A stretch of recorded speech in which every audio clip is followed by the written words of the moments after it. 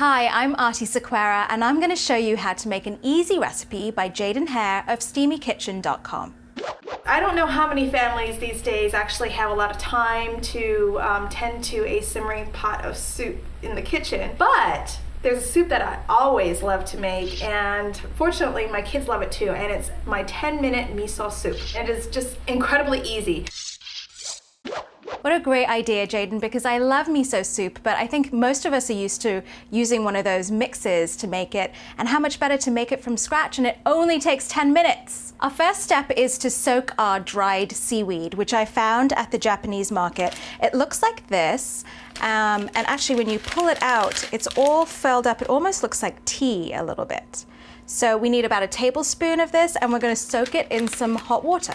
After a minute or so, you'll see it's unfurled. It's so pretty, and you can tell, yeah, it's seaweed. Our next ingredient is instant dashi, which is the stock that's the basis for the soup, and I was able to find these little granules at the Japanese market. So we just need a little bit of that, and we're going to dissolve it in some boiling water, and then add your tofu. And then here's our lovely seaweed. My new favorite thing. I'm going to throw that in here. Okay, we're going to throw a lid on it and let it simmer for just 2 minutes.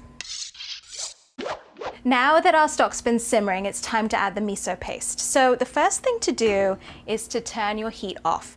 And the reason why is if you overcook miso paste, it becomes really gritty. The heat that's in the pot already will cook the miso paste. Add it to our soup. In it goes. And stir it around. And we're done. It only took 10 minutes. And look how pretty it is. Those tofu cubes look so pretty.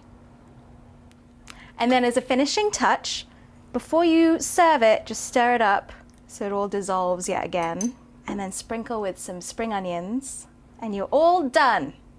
The miso paste lasting in the refrigerator for about 6 months, and then the dashi, instant dashi that lasts in your pantry for like ever. I always have those two items, and with that as a base, I can always find something in my refrigerator to add to it to make a hearty miso soup for the family. And there you go, that's Jaden's awesome 10-minute miso soup recipe. Give it a go and let us know what you think. Get more recipes from Jaden, along with other top food bloggers, at goodbite.com.